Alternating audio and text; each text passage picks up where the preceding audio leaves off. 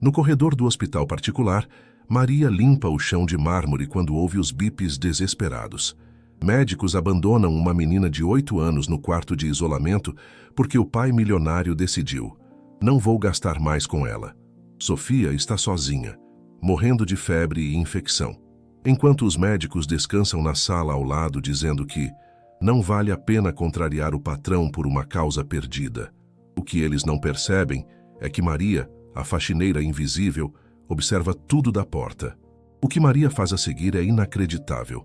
Mas antes de começar a história, se você, assim como nós, acredita que toda criança merece ser amada e protegida, se inscreva no canal para não perder nenhuma história emocionante. Obrigado. Agora vamos voltar à nossa história. O corredor do hospital particular brilhava com aquele tipo de limpeza que só o dinheiro compra. Pisos de mármore reluzente, paredes brancas imaculadas, ar-condicionado perfeito. Tudo ali gritava luxo, eficiência, excelência. Mas naquela madrugada de terça-feira, enquanto Maria passava o pano no chão pela terceira vez naquela noite, algo aconteceu que fez todo aquele brilho parecer falso, vazio, podre por dentro. Os bips começaram, agudos, insistentes, desesperados. Maria levantou a cabeça do balde de água com sabão, o corpo cansado de 45 anos, protestando contra mais um turno que começara às 5 da manhã e só terminaria às 10 da noite. Ela viu a luz vermelha piscando sobre a porta do quarto de isolamento, aquele no final do corredor que todos evitavam. Então, veio o grito. Não era um grito alto, mas era o tipo de som que atravessa paredes, vidros, a alma da gente. Era o grito abafado de uma criança apavorada, sozinha, morrendo. Maria largou o pano no chão molhado e correu. Suas chinelas de borracha batiam no mármore com um som patético, ridículo perto da urgência daquele momento. Quando chegou à porta do quarto de isolamento, viu através do vidro grosso uma menininha de cachos escuros, não mais que 8 anos, se debatendo na cama, o corpinho magro tremendo violentamente, os lábios roxos, os olhos arregalados de terror puro. E não havia ninguém com ela. Absolutamente ninguém. Maria bateu na porta desesperada. "Tem alguém aí? A menina precisa de ajuda." Sua voz ecoou no corredor vazio. Ela olhou para os lados procurando alguma enfermeira, algum médico, qualquer ser humano com um jaleco branco. Nada. Foi quando ela ouviu as vozes vindas da sala de descanso médico, porta entreaberta 5 metros dali. O pai dela já decidiu. "Não vamos fazer mais nada." "Mas, doutor, ela é uma criança e eu sou um médico que precisa do meu emprego." Eduardo Castellani deixou bem claro: nenhum tratamento experimental, nenhum custo adicional. Se a infecção levar ela, é vontade de Deus. Palavras dele, não minhas. Isso é desumano. Isso é realidade. O homem perdeu a esposa por causa dessa menina. Ele não quer mais saber dela. E, francamente, depois de ver quanto ele paga por mês para manter essa ala particular funcionando, eu não vou contrariá-lo por uma causa perdida. O silêncio que se seguiu foi pior que qualquer grito. Maria sentiu o chão desabar sob seus pés. Ela olhou de novo para a menina no quarto de isolamento, aqueles olhos enormes e assustados fixos na porta, como se implorasse que alguém, qualquer pessoa, entrasse e a salvasse. E foi nesse momento que algo dentro de Maria se partiu em 2, porque aqueles olhos ela conhecia, aquele desespero ela já tinha visto antes. Aquela solidão de uma criança esperando por ajuda que nunca chega, ela tinha vivido 5 anos atrás, sentada em uma cadeira de plástico quebrada em um hospital público, segurando a mão fria da sua própria filha, enquanto os médicos corriam de um lado para o outro sem nunca parar o suficiente para perceber que Ana Clara estava morrendo. Até que foi tarde demais. Maria sentiu as lágrimas queimarem seus olhos. Mas antes de continuar, me diz uma coisa, querido ouvinte. Você já presenciou uma injustiça tão grande que fez você querer gritar, quebrar alguma coisa, virar a mesa? Pausa o vídeo agora e vai nos comentários contar. O que você faria se visse uma criança sendo abandonada para morrer? Deixe eu saber se você teria a coragem de agir quando todos os outros viraram as costas. 5 anos antes, Maria tinha sido outra pessoa. Não uma pessoa melhor, não mais feliz, mas diferente. Ainda tinha um sorriso fácil, Ainda acreditava que o mundo tinha bondade guardada em algum lugar. Ainda achava que se você trabalhasse duro e fosse honesta, as coisas dariam certo no final. Ana Clara era a razão disso tudo. Sua filha de 10 anos, aquela menina esperta que lia 2 livros por semana, que desenhava passarinhos nas margens dos cadernos da escola, que sonhava em ser veterinária e salvar todos os animais abandonados do mundo. A dor de barriga começou em uma quinta-feira. "É só uma virose, mãe", Ana Clara disse, encolhida no sofá velho da sala, a mão pequena pressionando a barriga. Maria fez chá de camomila, deu Buscopan, esperou passar, mas não passou. Na sexta-feira, a febre veio. Na sábado, Ana Clara não conseguia mais ficar em pé. No domingo, Maria pegou a menina no colo, chamou um táxi que custou metade do dinheiro que ela tinha guardado para a conta de luz e foi para o hospital público da Zona Leste. O corredor tinha gente no chão, literalmente. Pessoas deitadas em cobertores finos, gemendo de dor, esperando. A triagem demorou 4 horas. Quando finalmente chamaram Ana Clara, a enfermeira mal olhou para ela, apenas anotou os sintomas em uma ficha e mandou Maria esperar mais. "Quanto tempo?" Maria perguntou, a voz já trêmula. "Não sei, mãe. Tá todo mundo doente hoje. Vai ter que ter paciência." Paciência. Como se dor de uma criança pudesse esperar educadamente na fila, como se o corpo frágil dela pudesse negociar horários com a morte. Elas esperaram mais 6 horas. Ana Clara começou a delirar, chamando por Maria mesmo com ela ali do lado, segurando sua mão. "Mãe, tá doendo muito. Mãe, me ajuda. Mãe, eu tô com medo." Maria implorou, chorou, gritou. Nada. Quando finalmente levaram Ana Clara para uma sala de emergência, já era tarde. Apendicite aguda rompida, infecção generalizada. A menina entrou em choque séptico ali mesmo, na frente de Maria, enquanto os médicos corriam tentando reverter o irreversível. Ana Clara morreu às 4 da manhã de uma segunda-feira, em uma maca de ferro enferrujado, segurando o dedo mindinho da mãe, seus últimos palavras sendo: "Mãe, você vai ficar comigo?" E Maria ficou. Ficou até não ter mais nada para segurar. Ficou até as enfermeiras gentilmente, mas firmemente tirarem ela dali. Ficou até perceber que sua filha, seu mundo inteiro, tinha ido embora porque ninguém teve tempo de olhar direito para ela. Desde aquele dia, Maria não era mais a mesma pessoa. Ela trabalhou para pagar o enterro que custou mais do que 3 meses de aluguel. Trabalhou para pagar as dívidas que ficaram das tentativas desesperadas de tratamento particular que ela não podia pagar. Trabalhou para alimentar Miguel, seu filho de 7 anos na época, que de repente tinha perdido a irmã mais velha e ganhado uma mãe que chorava todas as noites tentando não fazer barulho. Maria conseguiu o emprego de faxineira no hospital particular 6 meses depois. Não porque queria estar perto de hospitais, mas porque era o único lugar que estava contratando, que ficava perto da escola de Miguel e pagava o suficiente para cobrir o aluguel do barraco onde moravam. O barraco.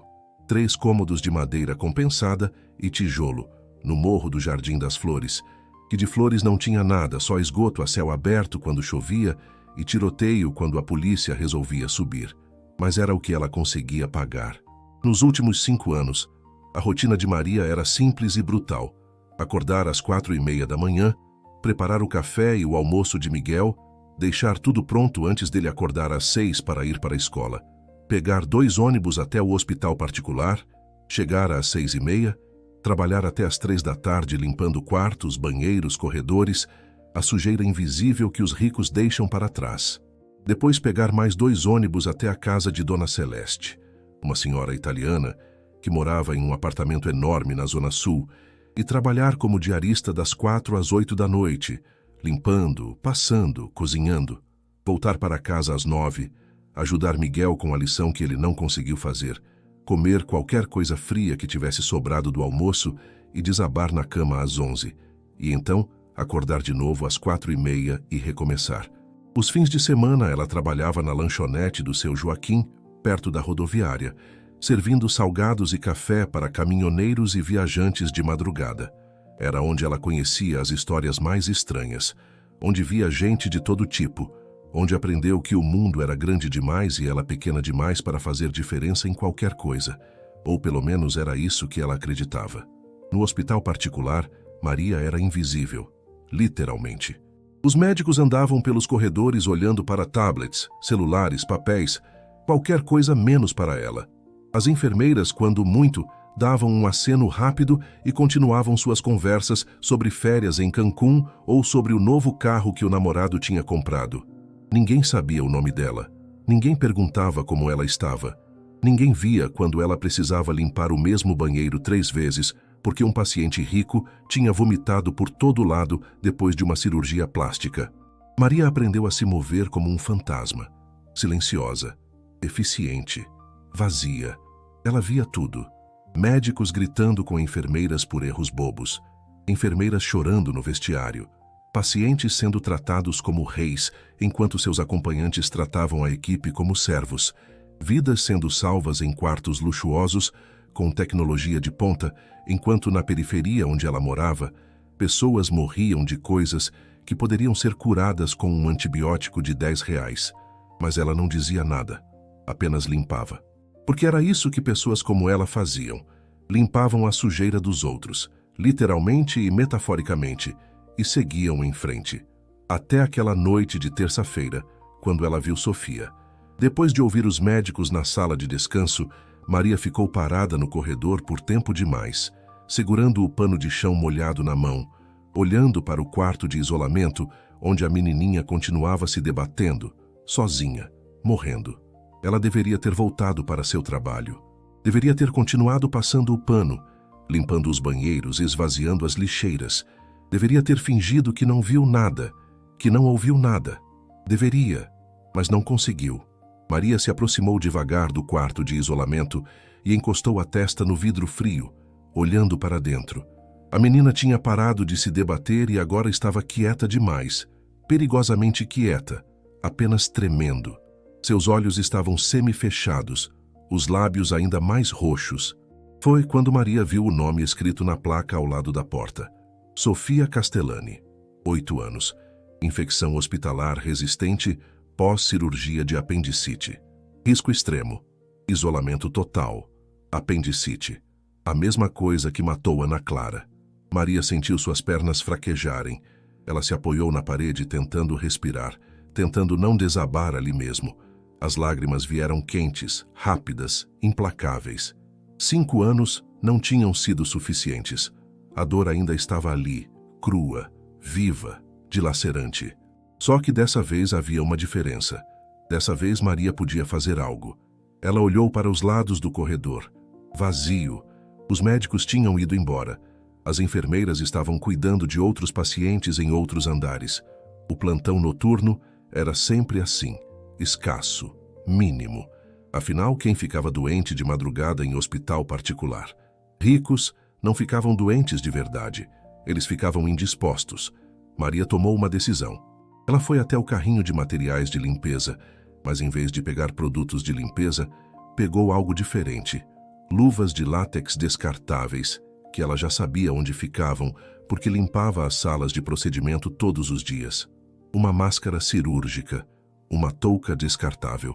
Ela se vestiu ali mesmo, no corredor, as mãos tremendo tanto que mal conseguia encaixar a máscara direito.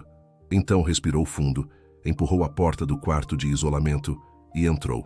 O cheiro a atingiu primeiro. Desinfetante forte, suor de febre e algo mais. Algo podre, doentio. A menina estava enrolada em lençóis empapados de suor, o cabelo grudado na testa, o peito subindo e descendo rápido demais, superficial demais. Maria se aproximou devagar da cama e colocou a mão enluvada na testa da menina. Estava fervendo, literalmente fervendo. "Oi, meu amor", Maria sussurrou, a voz quebrando. "Eu sou a tia Ria. Vim ficar com você, tá bem? Você não tá mais sozinha."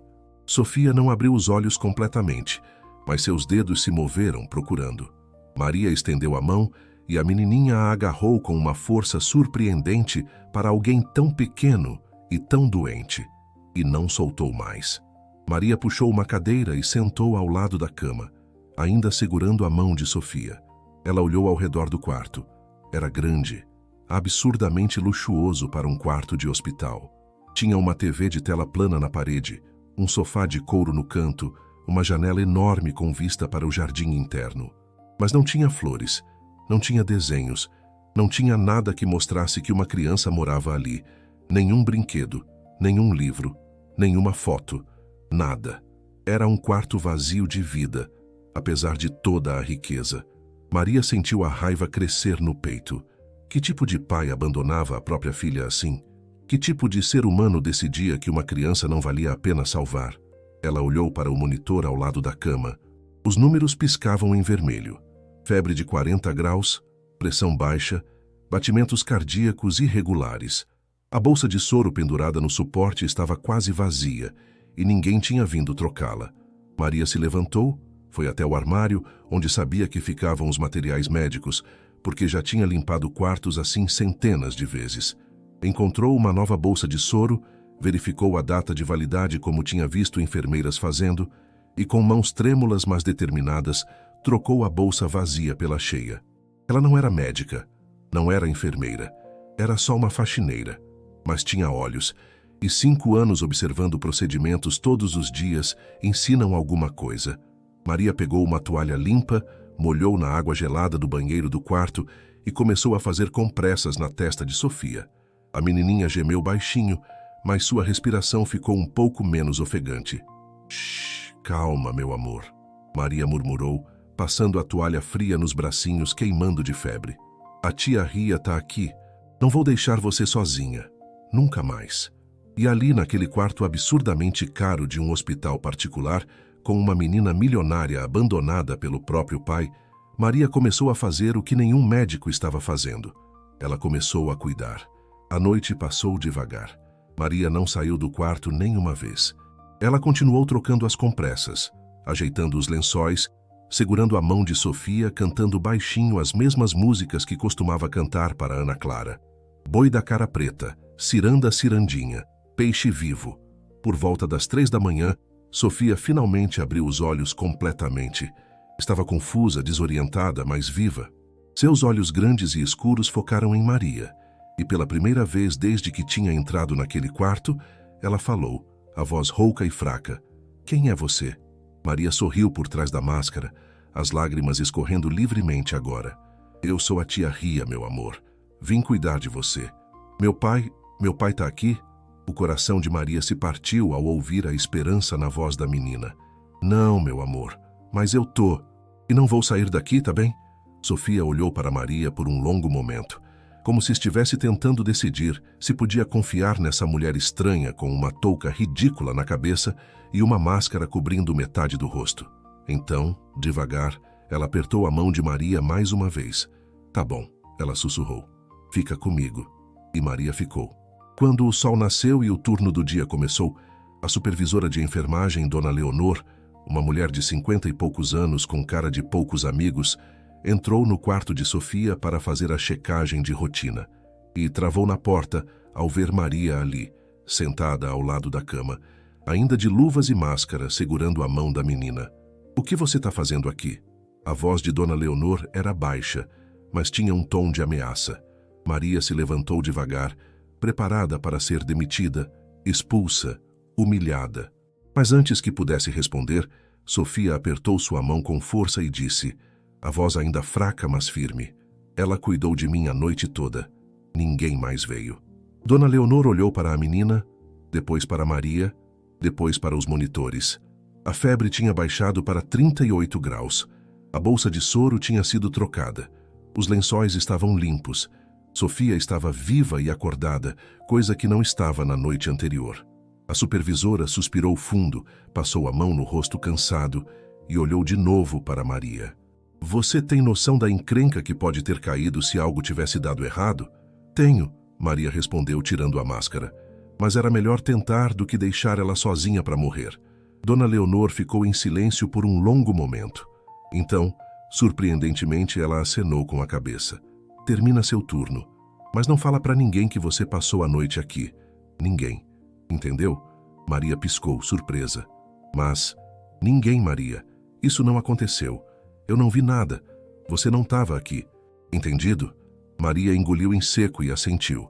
Dona Leonor olhou para Sofia uma última vez e havia algo parecido com tristeza nos olhos dela.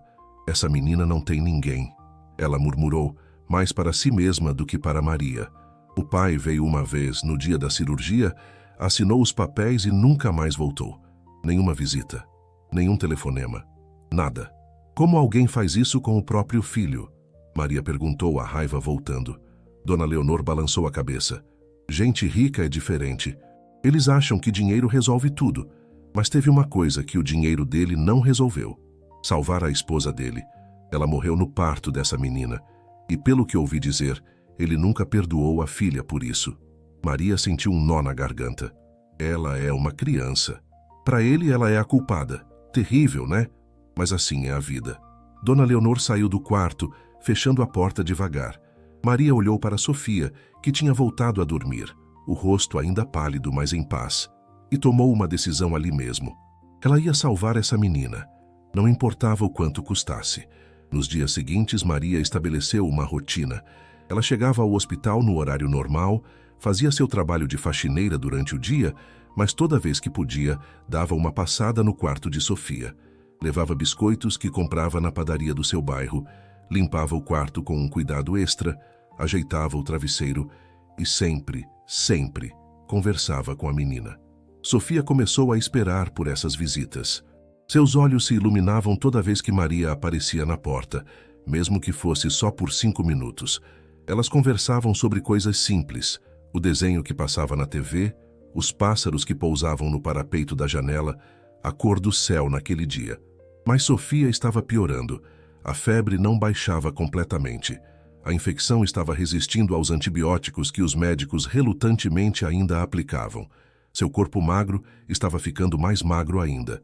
A menina de 8 anos parecia ter 5. Foi quando Maria tomou a decisão mais ousada da sua vida. Numa quinta-feira à tarde, ela pegou o ônibus depois do turno no hospital e foi até a biblioteca municipal da Zona Leste. Era um prédio antigo, com goteiras e livros velhos, mas tinha computadores com internet. Maria não era boa com tecnologia, mas Miguel, seu filho, era. Ela ligou para ele. Pediu para ele pesquisar tudo sobre infecção hospitalar resistente, tratamentos alternativos, medicamentos naturais. Miguel, que aos 12 anos era mais esperto que a maioria dos adultos, ficou intrigado, mas não questionou. Ele pesquisou, anotou e mandou tudo por mensagem no celular vagabundo da mãe. Maria ficou na biblioteca até fechar, lendo tudo que conseguia. E foi ali, entre páginas de sites médicos e fóruns de mães desesperadas, que ela encontrou algo: uma combinação de chás de ervas medicinais que algumas culturas tradicionais usavam para infecções resistentes. Não era comprovado cientificamente. Não tinha estudo duplo cego, mas tinha histórias. Histórias de pessoas que melhoraram quando a medicina oficial tinha desistido. Maria pensou em sua avó, Dona Benedita, que tinha morrido quando Maria era adolescente, mas que curava meio mundo no interior da Bahia onde tinha crescido. Ela se lembrava vagamente da avó fazendo chás estranhos, compressas com folhas, xaropes com raízes. E as pessoas melhoravam. Será que...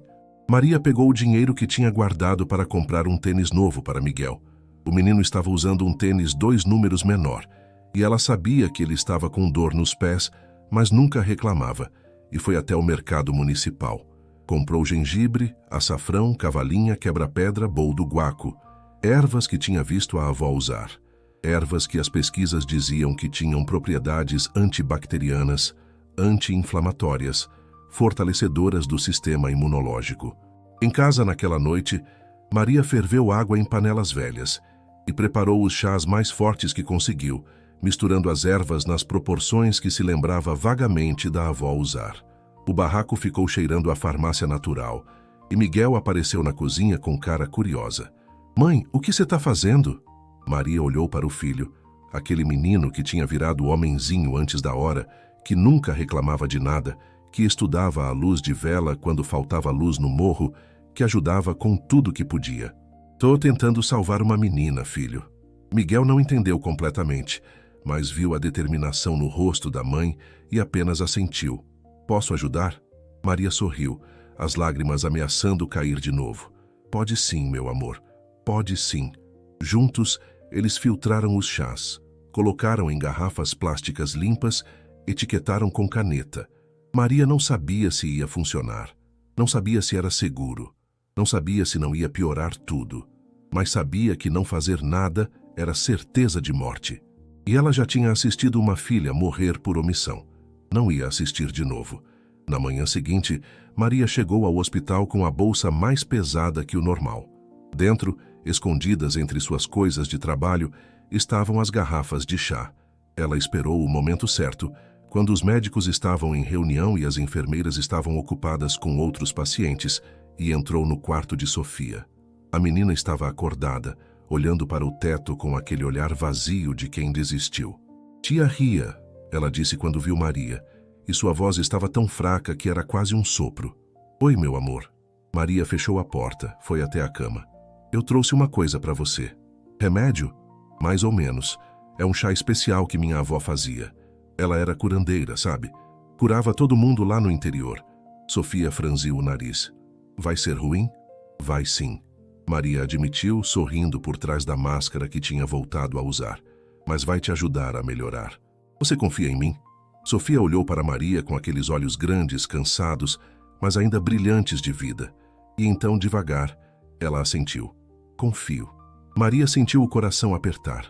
Aquela menininha não conhecia ela de nada, mas estava confiando sua vida nela.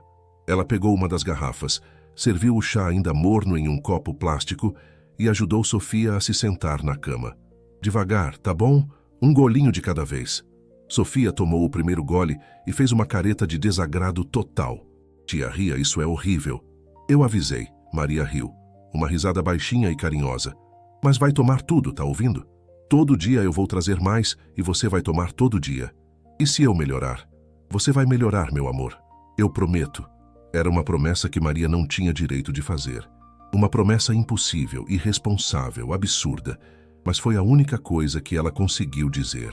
E Sofia, segurando o copo com suas mãozinhas magras, tomou todo o chá horrível, fazendo caretas a cada gole, confiando em uma faxineira pobre que ela conhecia há menos de uma semana. Deixa eu te perguntar uma coisa, meu amigo ouvinte. Você já confiou em alguém contra toda lógica, contra todo bom senso, só porque seu coração disse para confiar? Para o vídeo 1 minutinho e me conta nos comentários. Você acredita em milagres que vêm das mãos mais improváveis? Conta aí sua história, quero saber. As semanas seguintes foram as mais difíceis da vida de Maria, desde que perdeu Ana Clara. Ela vivia em um estado constante de exaustão e ansiedade.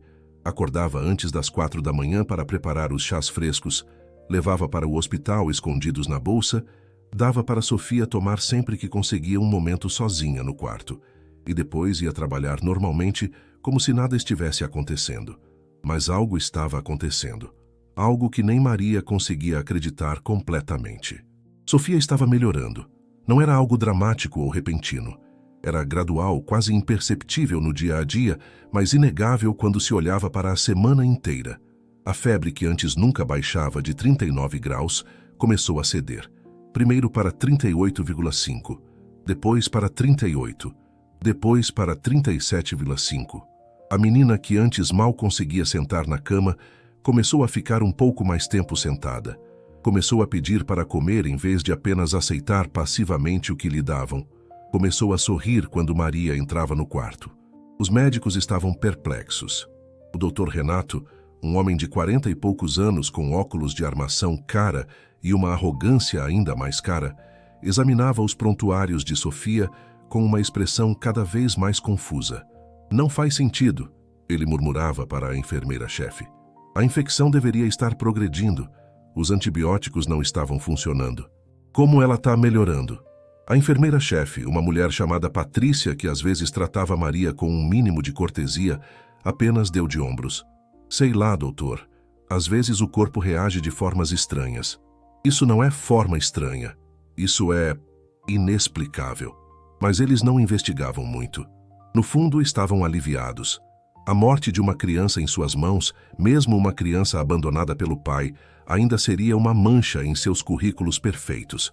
Então aceitavam o milagre sem questionar muito. Dona Leonora, a supervisora, sabia. Ela via Maria entrando e saindo do quarto de Sofia com frequência suspeita. Via as garrafas na bolsa dela. Via a forma como a menina olhava para a faxineira com adoração pura. Mas ela não dizia nada.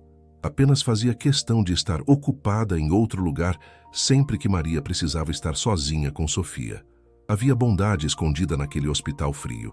Apenas estava enterrada fundo, muito fundo, sob camadas de protocolo e medo. Maria, por sua vez, estava se desintegrando. O dinheiro que tinha guardado para as contas acabou. Ela gastou tudo em ervas, em suplementos vitamínicos que pesquisou e achou que podiam ajudar. Em frutas frescas que comprava na feira e levava escondida para Sofia, porque a comida do hospital era sem gosto e a menina precisava de nutrientes de verdade. A conta de luz foi cortada. Maria e Miguel passaram uma semana usando velas e lanternas de pilha. O aluguel atrasou. O dono do barraco, seu Osvaldo, um homem gordo com dentes podres, apareceu batendo na porta e gritando ameaças. E então, Maria perdeu o emprego da lanchonete. Seu Joaquim, o dono, não era um homem mau, mas precisava de alguém confiável. E Maria tinha faltado 3 vezes nas últimas 2 semanas, sempre com desculpas vagas, sempre parecendo estar carregando o peso do mundo nos ombros. Sinto muito, Maria, ele disse, sem olhar nos olhos dela, mas preciso de alguém que apareça todo dia. Não posso ficar na mão. Maria apenas assentiu. Não tinha mais força para lutar.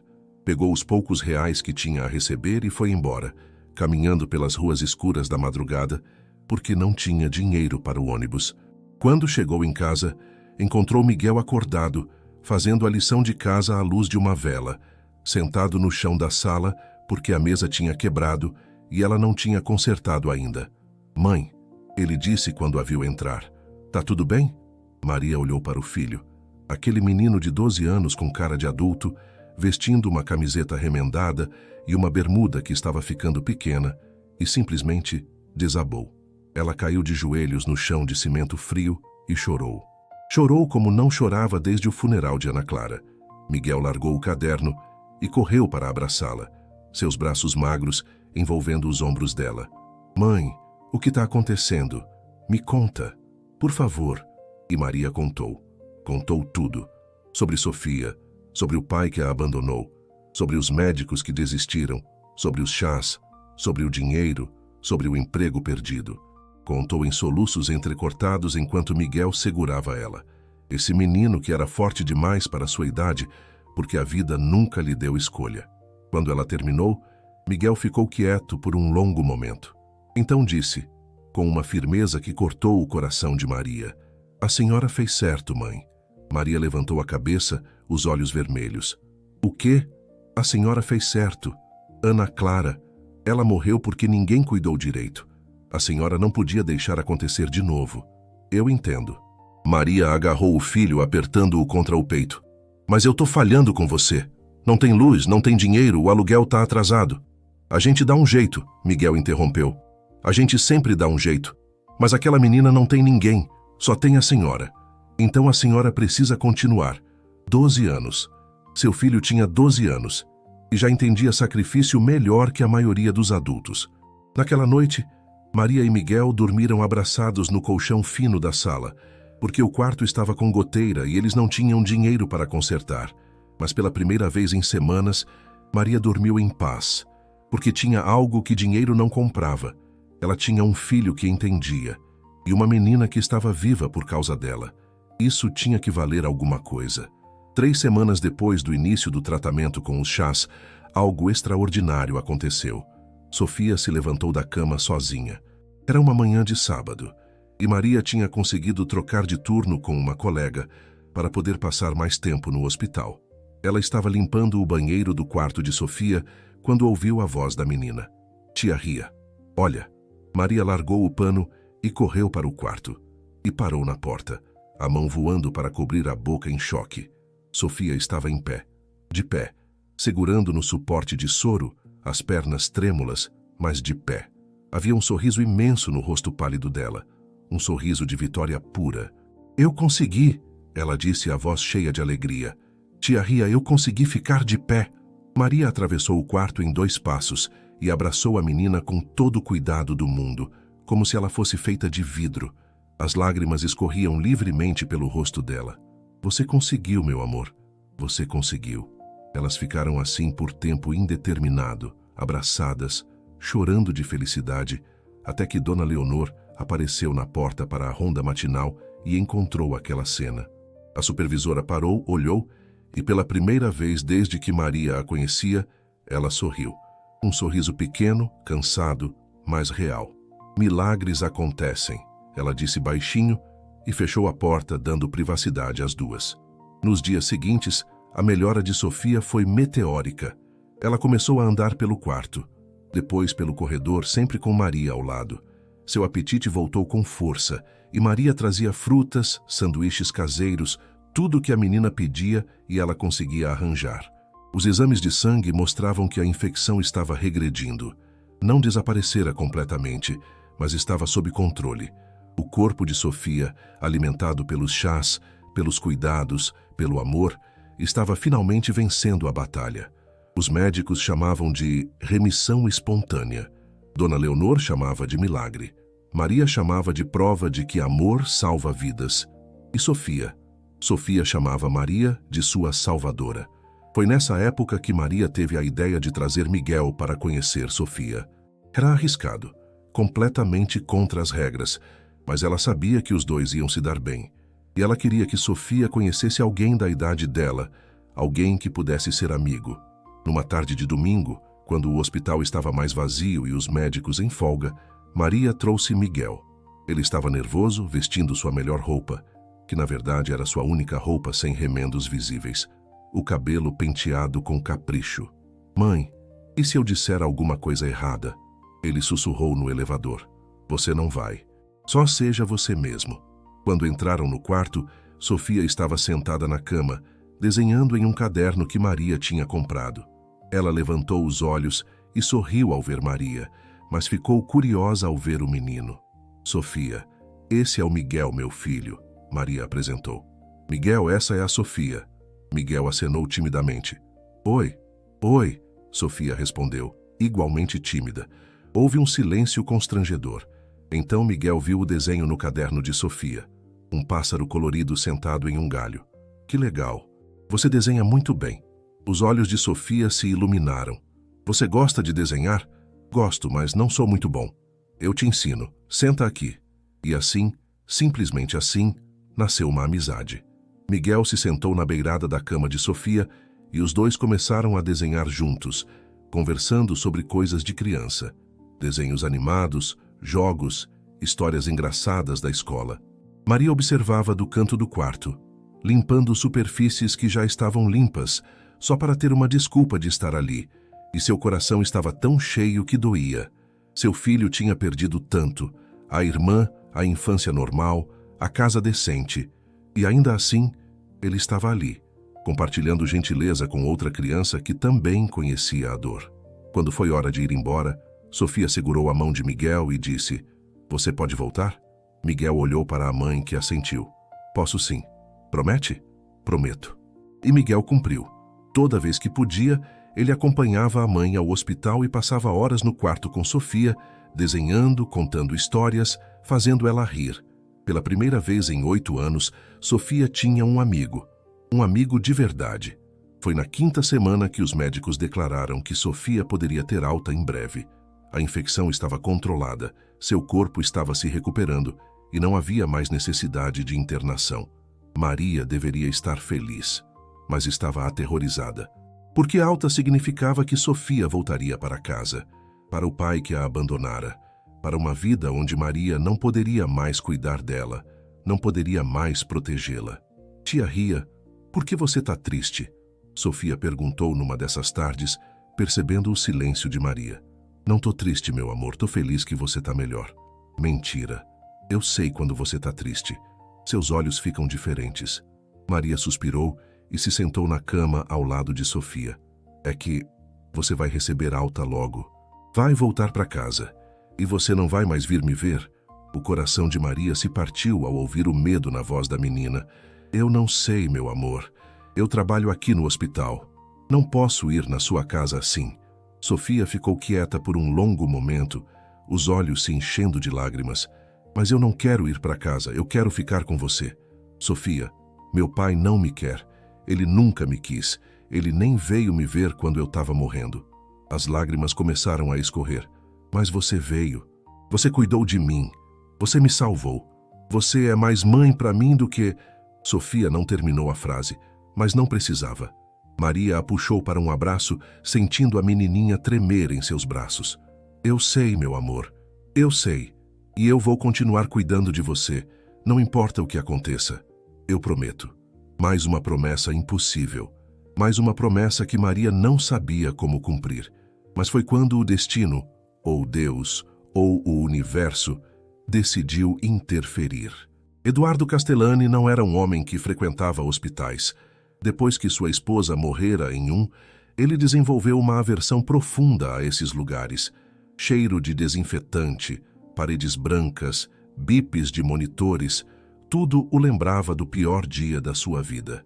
Mas naquela quinta-feira, ele recebeu um telefonema do Dr. Renato. Senhor Castellani, é sobre sua filha. Eduardo estava em seu escritório, assinando contratos, fechando negócios, fazendo o que fazia melhor, ganhar dinheiro. Ele suspirou irritado com a interrupção. O que é agora? Ela está curada. Eduardo parou a caneta no ar. O quê? Sofia, a infecção regrediu. Ela está saudável o suficiente para ter alta. É extraordinário, senhor. Francamente, não sei como explicar. A infecção era resistente, os antibióticos não estavam funcionando, e então, de repente, ela simplesmente melhorou. Eduardo ficou em silêncio por tempo demais. Senhor Castellani, o senhor está aí? Estou. Quando ela pode ter alta? Podemos liberar ela amanhã mesmo, se o senhor quiser. Só precisa vir assinar os papéis e buscá-la. Certo? Eu vou. Eduardo desligou o telefone e ficou olhando para a parede do seu escritório por longos minutos. Ele deveria estar feliz ou pelo menos aliviado.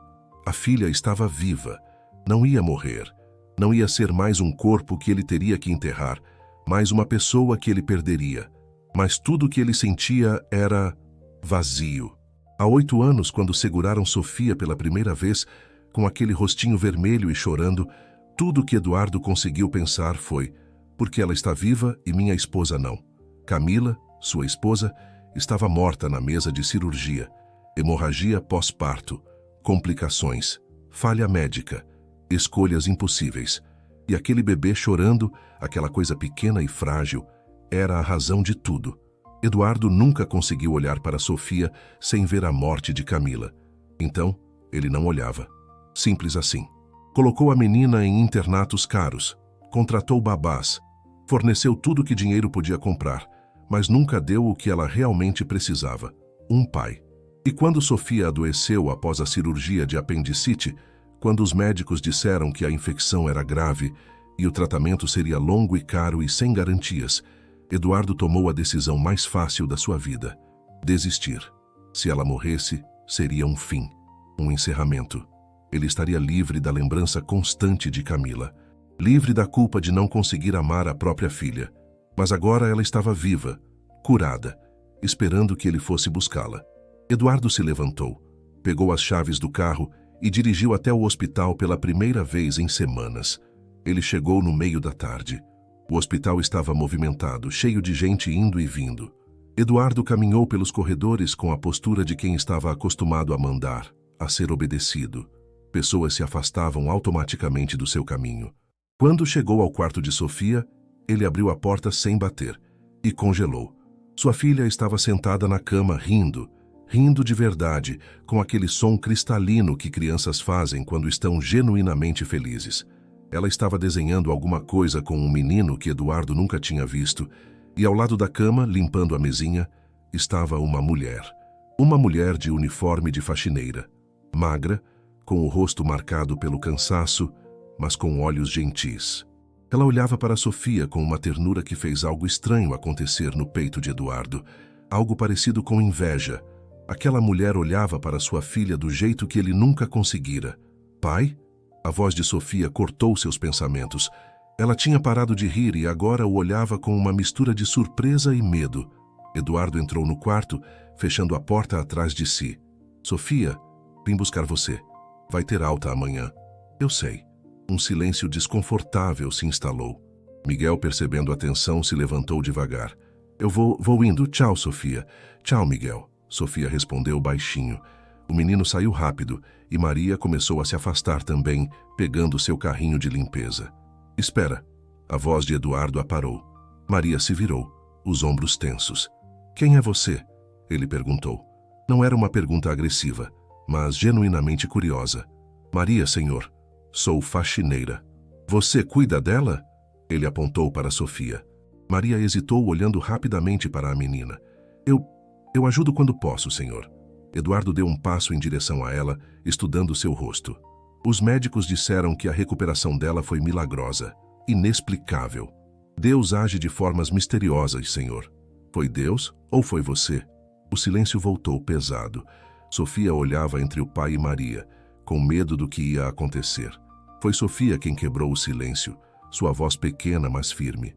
Foi a tia Ria. Ela cuidou de mim quando ninguém mais cuidou. Ela me salvou. Eduardo olhou para a filha, realmente olhou, talvez pela primeira vez em anos. Ela estava diferente, mais viva, mais forte. Havia luz nos olhos dela que ele nunca tinha visto antes. Como? Ele perguntou, a voz saindo mais rouca do que pretendia. Maria manteve a cabeça erguida, mesmo tremendo por dentro. Eu fiz o que tinha que ser feito, senhor. Fiz o que qualquer pessoa com coração faria. Os médicos desistiram. Eu sei. Eu desisti. Eu sei disso também. O ar ficou eletricamente carregado. Eduardo deu mais um passo em direção a Maria e ela podia ver raiva nos olhos dele. Mas também havia algo mais, algo parecido com vergonha. Você não tinha direito, ele disse, a voz baixa e perigosa. Ela é minha filha. Você não tinha direito de interferir. Maria sentiu algo dentro dela se romper. Toda a exaustão, toda a dor, toda a raiva acumulada das últimas semanas, de 5 anos, finalmente explodiu. Direito! Ela deu um passo em direção a ele, esquecendo completamente que estava falando com um homem poderoso, um milionário que podia destruir sua vida com um telefonema. O senhor quer falar de direito? O senhor abandonou ela. O senhor deixou uma criança de 8 anos sozinha morrendo, sem ninguém para segurar a mão dela. O senhor virou as costas para o próprio sangue. Você não sabe nada sobre mim. Eu sei o suficiente. Eu sei que o senhor é covarde. Eu sei que o senhor culpa uma criança, inocente pela morte da sua esposa, como se ela tivesse escolhido nascer, como se ela tivesse pedido para que a mãe morresse. As lágrimas escorriam pelo rosto de Maria agora, mas ela não se importava. O senhor tinha tudo: dinheiro, poder, a chance de ser pai para essa menina linda, e o senhor jogou isso fora, enquanto eu... A voz dela falhou. Ela cobriu o rosto com as mãos, os soluços finalmente vencendo. Enquanto eu... Ela continuou entre lágrimas. Eu perdi minha filha. Perdi porque não tinha dinheiro, porque os médicos do hospital público não tiveram tempo, porque eu não pude fazer nada além de assistir ela morrer. E o senhor que tinha todo o dinheiro do mundo, que podia ter dado tudo para Sofia, o senhor simplesmente desistiu. Eduardo estava pálido, em choque, sem palavras. Sofia estava chorando silenciosamente na cama. Maria limpou o rosto com as costas da mão, tentando se recompor. Então não venha me falar de direitos, senhor Castellani. O senhor perdeu esse direito quando abandonou ela. O silêncio que seguiu foi ensurdecedor. Eduardo ficou parado, como se tivesse levado um soco no estômago. Ninguém, absolutamente ninguém, falava com ele daquele jeito. Pessoas tremiam na presença dele, baixavam a cabeça, concordavam com tudo o que ele dizia. Mas aquela mulher, aquela faxineira pobre com uniforme desgastado e mãos calejadas, tinha acabado de dizer todas as verdades que ninguém nunca teve coragem de dizer. E cada palavra era uma facada certeira no coração dele. Sai, ele disse finalmente, a voz tão baixa que era quase um sussurro. O quê? Maria piscou, ainda recuperando o fôlego. Sai do quarto, agora.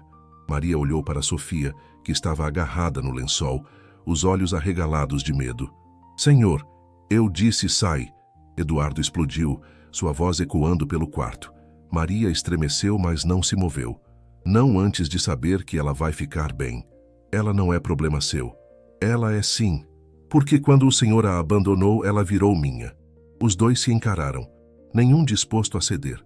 Foi Sofia quem quebrou o impasse. Sua voz pequena, mas clara. Por favor, não brigue. Por favor. Eduardo olhou para a filha. Realmente a viu pela primeira vez. Os cachos escuros como os de Camila, mas os olhos eram dele. O formato do rosto, dele. Ela não era só uma cópia da mãe. Era dele também. Era deles dois. E ela estava viva. Contra todas as probabilidades, ela estava viva. Algo dentro de Eduardo começou a rachar, como gelo sob o sol. Deixa a tia Ria ficar, Sofia implorou, as lágrimas escorrendo. Por favor, pai. Ela é minha amiga. Ela cuidou de mim. Eduardo sentiu as próprias lágrimas ameaçarem cair, algo que não acontecia há 8 anos. Ele olhou para Maria, para Sofia e de volta para Maria. Saia, ele repetiu, mas dessa vez a voz estava quebrada. Por favor, eu preciso ficar sozinho com minha filha. Maria hesitou, mas então viu algo diferente nos olhos dele. Não era raiva, era dor. Dor pura e crua. Ela assentiu lentamente. Tudo bem, mas eu volto. E se ela estiver machucada, se ela estiver sofrendo, o senhor vai ter que me passar por cima. Eduardo não respondeu. Apenas esperou até Maria sair e fechar a porta atrás de si. E então, pela primeira vez em 8 anos, Eduardo Castellani se sentou ao lado da filha e deixou as lágrimas caírem. Desculpa, ele sussurrou, a voz quebrando completamente. Sofia, me desculpa por tudo. Sofia o olhou com aqueles olhos enormes, ainda com medo, mas também com algo parecido com esperança. Lentamente, muito lentamente, ela estendeu a mão pequena em direção ao pai. E Eduardo a segurou. Do lado de fora do quarto, Maria encostou-se na parede e deslizou até o chão, enterrando o rosto nas mãos. Ela estava tremendo, o coração batendo descompassado. Tinha acabado de gritar com um milionário. Provavelmente seria demitida, talvez até processada. E como ia sustentar Miguel agora? Mas mesmo assim, ela não se arrependia de uma única palavra. Você é corajosa pra caramba, sabia? A voz de Dona Leonor fez Maria levantar a cabeça. A supervisora estava parada ali com os braços cruzados, mas havia um sorriso pequeno no rosto dela. Eu tô ferrada, não tô? Provavelmente. Dona Leonor se sentou no chão ao lado de Maria, ignorando completamente o fato de que supervisoras não sentavam no chão de corredor. Mas valeu a pena. Valeu. 1000 vezes. As duas ficaram ali sentadas em silêncio companheiro por alguns minutos, até que Dona Leonor disse: sabe, eu trabalho aqui há 25 anos. Vi de tudo. Gente rica, gente pobre, gente boa, gente ruim.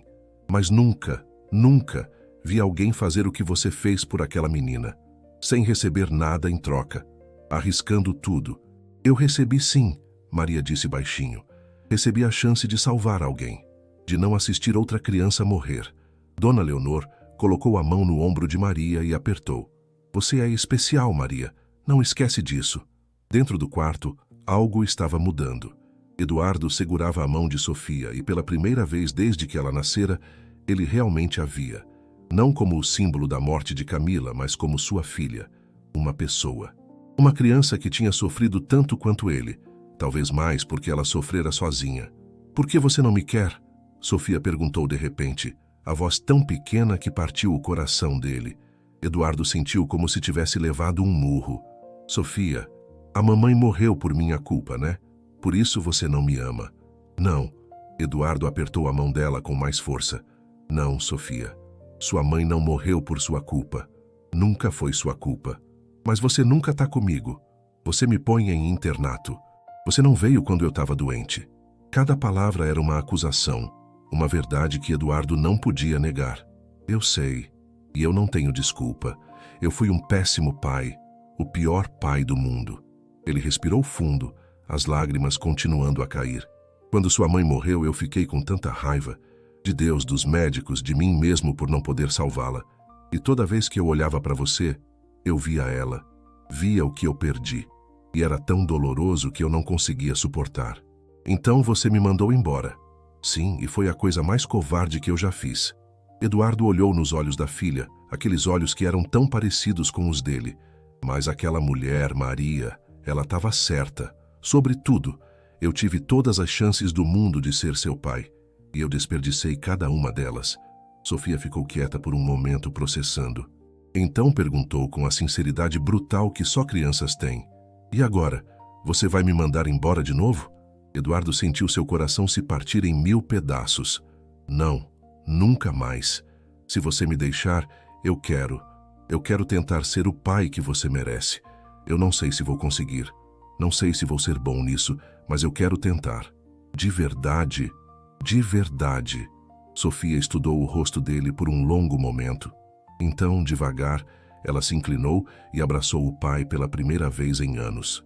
Eduardo a envolveu nos braços, aquele corpinho pequeno e frágil que tinha sobrevivido a tanto, e chorou como não chorava desde o funeral de Camila.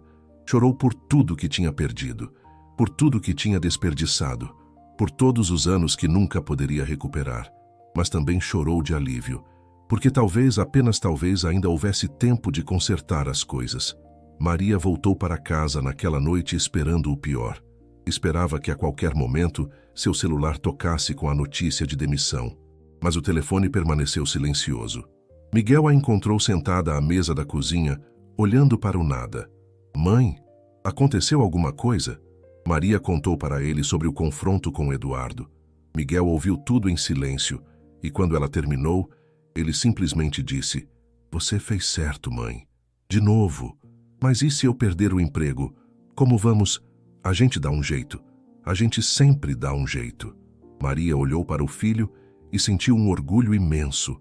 Como esse menino tinha ficado tão sábio, tão forte. Naquela noite ela mal conseguiu dormir. Ficou pensando em Sofia, se perguntando se a menina estava bem, se Eduardo tinha feito ou dito algo que a machucasse. A ansiedade a corroía. Mas quando chegou ao hospital na manhã seguinte, pronta para limpar como sempre, Dona Leonora a interceptou na entrada. O Sr. Castellani quer falar com você. Ele está no quarto da Sofia. O coração de Maria despencou. Era isso. Demissão. Talvez algo pior.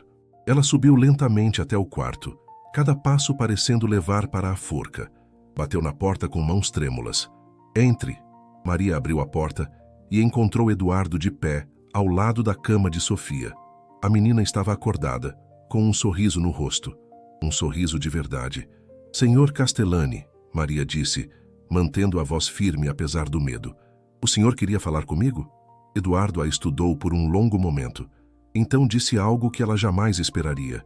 Eu quero contratar você. Maria piscou. Desculpa? Não como faxineira, como cuidadora de Sofia, tutora. Seja lá o nome que queira dar. Ele passou a mão no cabelo, claramente desconfortável. Sofia vai ter alta hoje. Vai voltar para casa, mas ela não quer ir sem você. E, francamente, depois do que vi, eu não confio em mais ninguém para cuidar dela. Maria ficou sem palavras. Eu vou pagar um salário justo, Eduardo continuou. Muito melhor do que você ganha agora.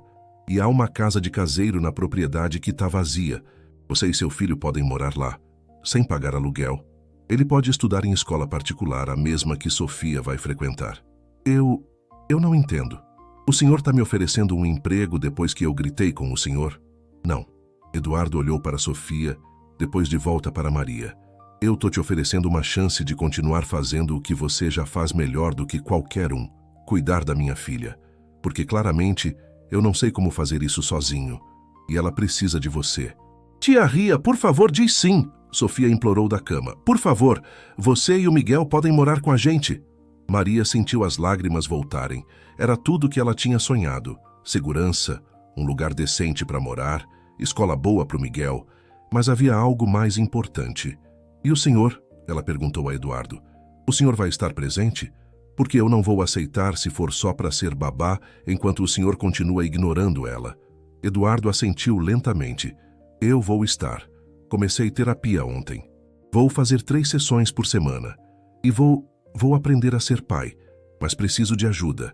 Preciso de alguém que realmente se importa com ela.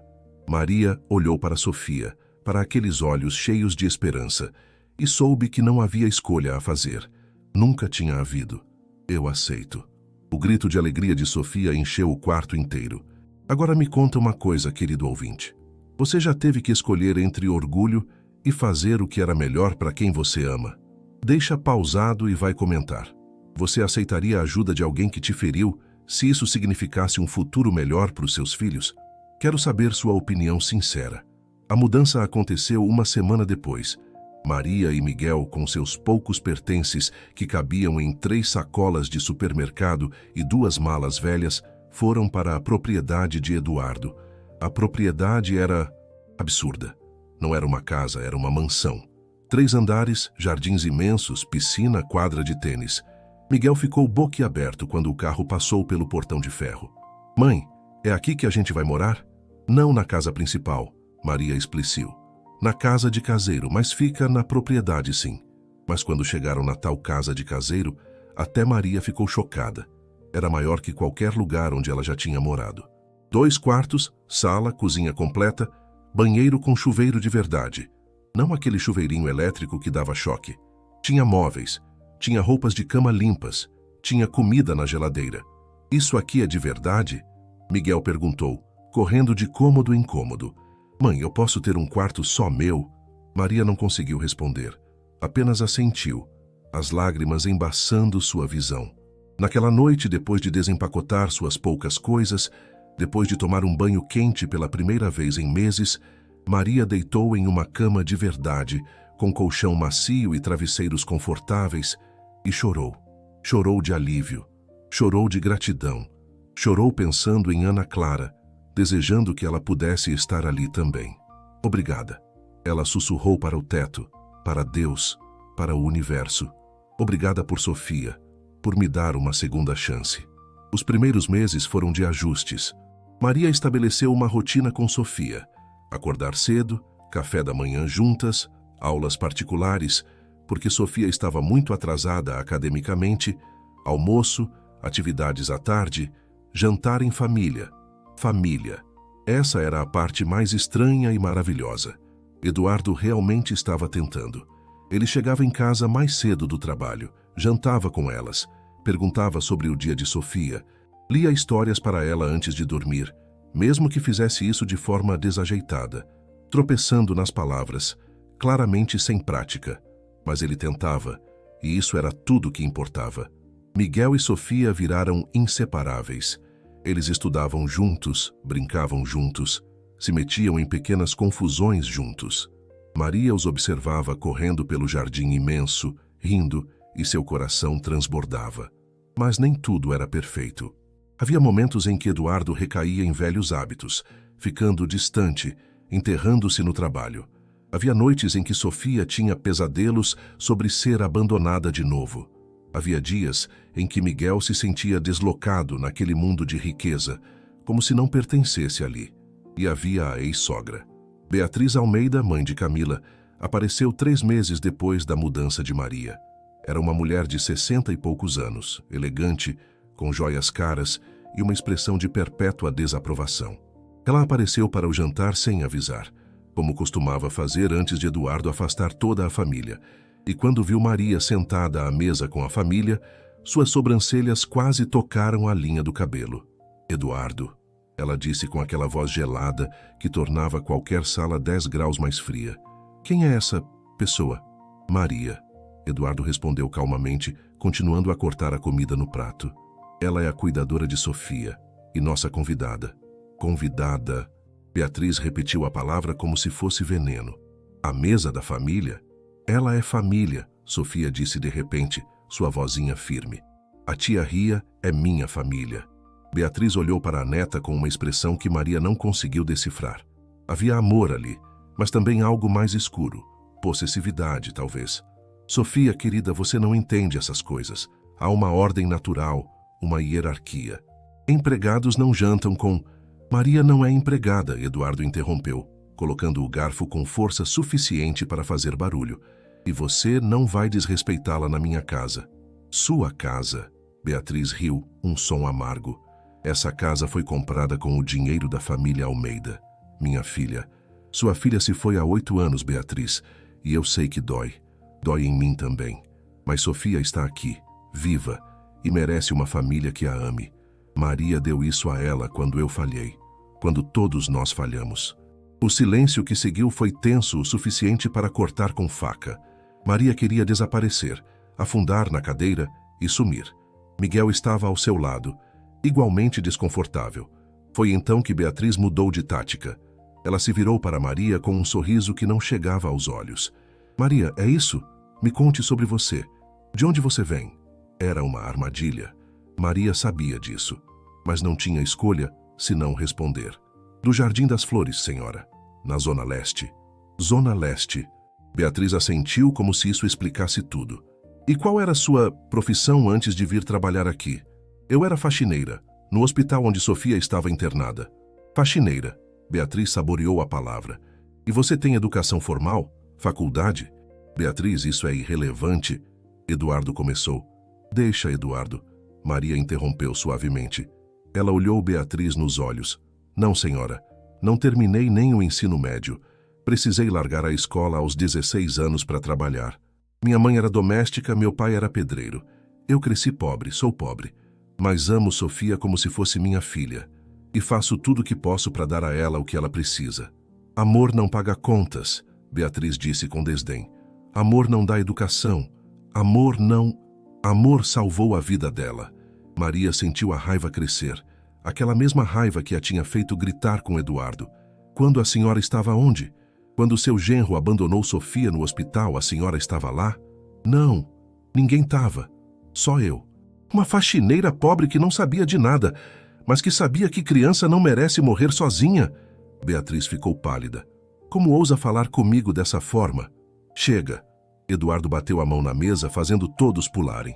Beatriz, você vai sair da minha casa agora e não volta até aprender a respeitar as pessoas que eu escolho ter na minha vida. Eduardo, você não pode... Posso e estou fazendo. Saia. Beatriz se levantou, tremendo de raiva e humilhação. Ela olhou para Sofia uma última vez. Você vai se arrepender disso, Eduardo. Essa mulher vai destruir tudo que Camila construiu, tudo que essa família representa. E então ela saiu, batendo a porta com força. O silêncio no jantar foi pesado. Maria estava tremendo, arrependendo-se de ter perdido a compostura. Miguel segurou sua mão por baixo da mesa. Foi Sofia quem quebrou o silêncio. Desculpa, tia Ria. Minha avó é... difícil. Eduardo olhou para Maria e havia algo parecido com respeito nos olhos dele. Não se desculpe por defender quem você ama, Sofia. E Maria, obrigado por dizer o que eu deveria ter dito anos atrás. Mas Beatriz não desistiu facilmente.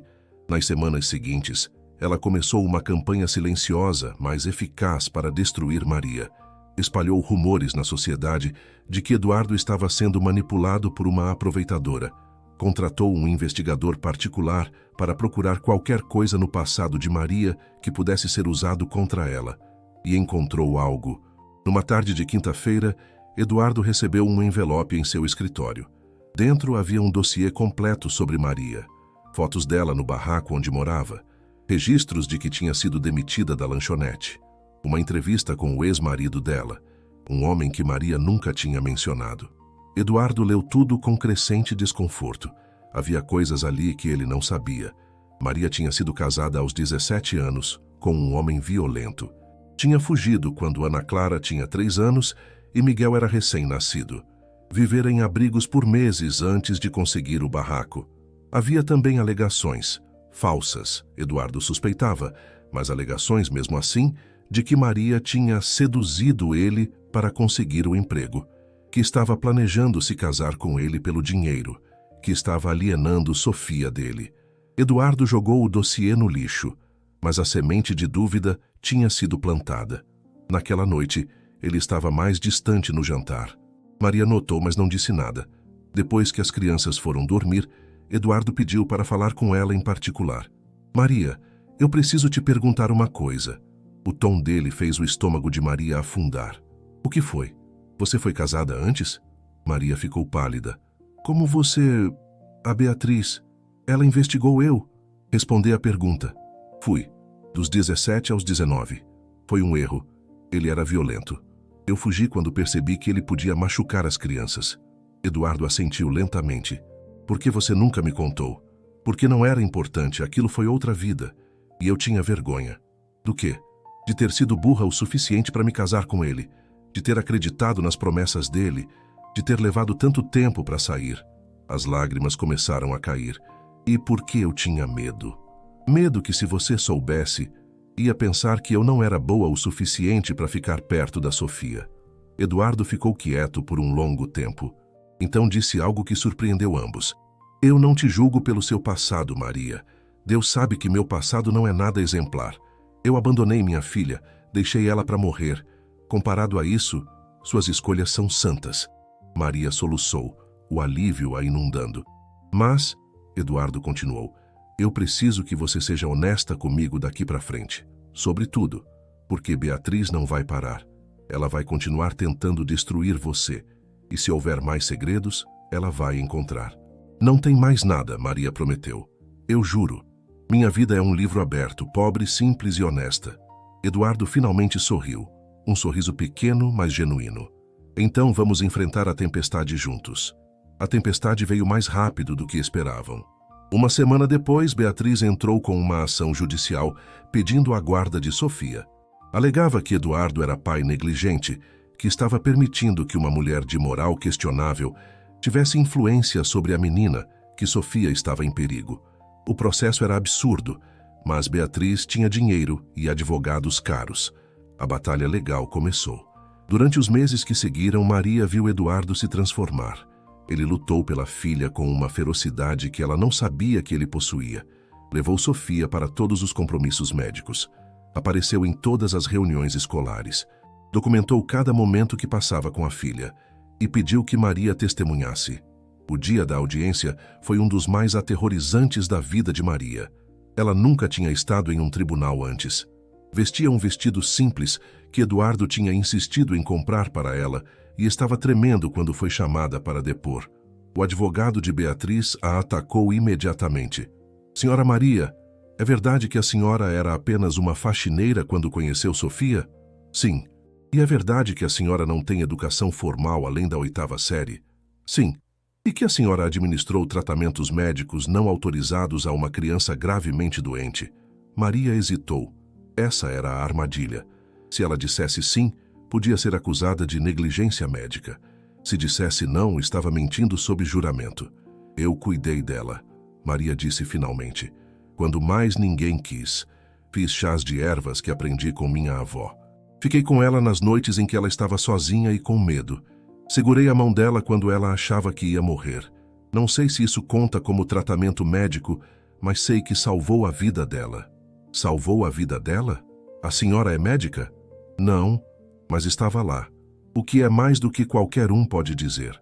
Houve um murmúrio na sala do tribunal. O juiz bateu o martelo pedindo ordem. O advogado mudou de tática. E é verdade que a senhora agora mora na propriedade do Sr. Castellani? Sim, na casa principal. Não na casa de caseiro. Mas janta com a família? Sim. E seu filho frequenta a mesma escola que Sofia? Sim. Conveniente, não? Uma faxineira pobre que de repente tem casa, emprego bem pago, filho em escola cara. Tudo isso em troca de quê, exatamente? Maria sentiu a raiva ferver. Em troca de amar uma criança que ninguém mais amava. Ou em troca de se aproximar de um homem rico. Objeção! O advogado de Eduardo se levantou. Especulação e difamação. Deferida, o juiz disse. Senhor advogado, mantenha suas perguntas nos fatos.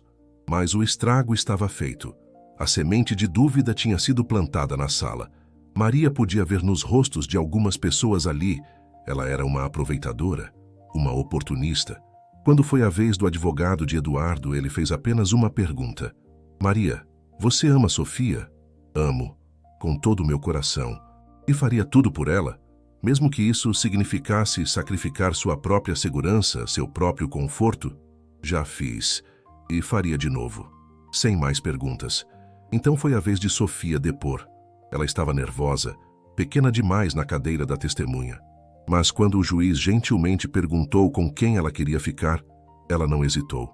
Com meu pai, e com a tia Ria, e com o Miguel.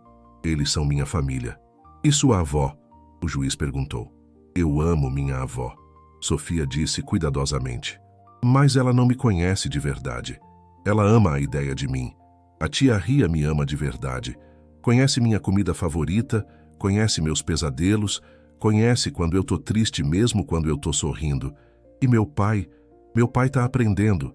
E eu quero que ele aprenda. Eu quero minha família. Não houve um olho seco na sala. O juiz deu sua decisão uma semana depois. Eduardo mantinha a guarda total. Beatriz poderia ter visitas supervisionadas, mas apenas se tratasse todos na vida de Sofia com respeito, incluindo Maria. Beatriz não apareceu mais. A vida voltou ao normal, ou melhor, a uma nova normalidade. Os meses viraram anos. Sofia floresceu. De uma criança doente e assustada, ela se tornou uma menina confiante e feliz. Sua saúde se estabilizou completamente. Ela fazia aulas de pintura, tinha amigas na escola e, mais importante, tinha uma família que a amava. Miguel também prosperou. Ele se destacou na escola, ganhou uma bolsa para um programa de ciências e começou a sonhar em ser médico, para salvar crianças como a Sofia, ele dizia. E como a Ana Clara. Eduardo mudou mais do que todos. A terapia o ajudou a processar a morte de Camila, a perdoar a si mesmo e a Sofia. Ele aprendeu a ser pai. Não um pai perfeito, mas um pai presente. Ele brincava com Sofia, ajudava com lição de casa, ia a apresentações escolares. E Maria finalmente encontrou paz. 5 anos depois de perder Ana Clara, ela tinha conseguido salvar outra criança. Tinha conseguido construir uma família, mesmo que fosse uma família não convencional. Tinha um lar, tinha segurança, tinha propósito. Mas havia algo mais crescendo, algo que nenhum deles estava pronto para admitir. Eduardo e Maria estavam se apaixonando. Não foi algo súbito ou dramático. Foi gradual, construído em milhares de pequenos momentos. Uma risada compartilhada durante o café da manhã. Mãos se tocando acidentalmente ao lavar louça juntos. Olhares que duravam 1 segundo a mais do que deveriam. Foi Miguel quem notou primeiro. "Mãe", ele disse uma noite quando estavam sozinhos. "Você gosta do Sr. Eduardo?" Maria quase derrubou o prato que estava secando. "O que não? Eu trabalho para ele, Miguel, é diferente." "Mas você gosta dele. Eu vejo como você olha para ele." Maria suspirou. Não podia mentir para o filho. Mesmo se eu gostasse, não mudaria nada. "Eu sou empregada, Miguel. Ele é milionário. Essas coisas não funcionam na vida real. Mãe, você salvou a filha dele. Você mudou a vida dele. Se isso não é amor de verdade, eu não sei o que é." Foi numa noite de sábado, 1 ano e meio depois de Maria se mudar para a propriedade, que tudo mudou. As crianças tinham ido dormir na casa de uma amiga de Sofia. Eduardo e Maria estavam sozinhos pela primeira vez em meses. Eles jantaram juntos na cozinha, algo simples que Maria tinha preparado, e depois ficaram na varanda, observando as estrelas. "Maria", Eduardo disse de repente, "posso te fazer uma pergunta?" "Claro." "Você é feliz aqui?" Maria olhou para ele surpresa. "Sou. Muito." "Por quê?" "Porque eu quero ter certeza. Quero ter certeza que você não está aqui só por causa da Sofia. Que você não está se sacrificando de novo." "Eu não estou me sacrificando. Essa é a vida mais feliz que eu já tive." Eduardo ficou quieto por um momento. Então disse, quase sussurrando, "E se pudesse ser ainda melhor? O que você quer dizer?"